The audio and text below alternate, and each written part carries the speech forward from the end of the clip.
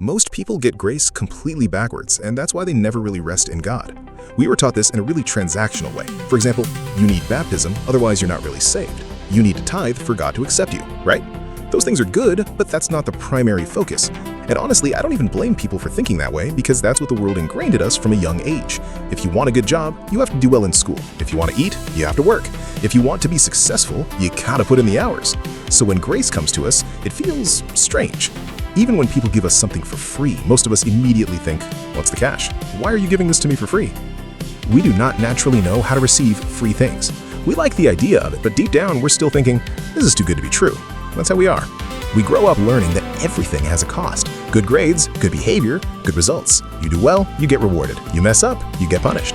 So by the time we hear the gospel, something in us still wants to ask, okay, so what do I need to do to earn this back? And that is exactly why God says in Isaiah 55 verse 8, my thoughts are not your thoughts. My ways are not your ways. God does not move like the world moves. And then he says, lean not on your own understanding. In other words, do not trust your own default wiring. Do not trust the way the world trained you to think. Let me show you something really deep. Look at Genesis 1. Genesis 1 verse 5 says, and God called the light day, and the darkness he called night, and the evening and the morning were the first day. Did you catch that? The evening and the morning were the first day.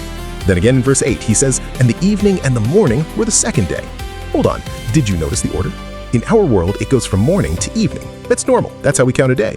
But in God's world, it starts with evening, then morning. Why does that matter? Because that is a picture of how God works in people. When we find Jesus, or more accurately, when Jesus finds us, were we already walking in the light? No, we were in darkness.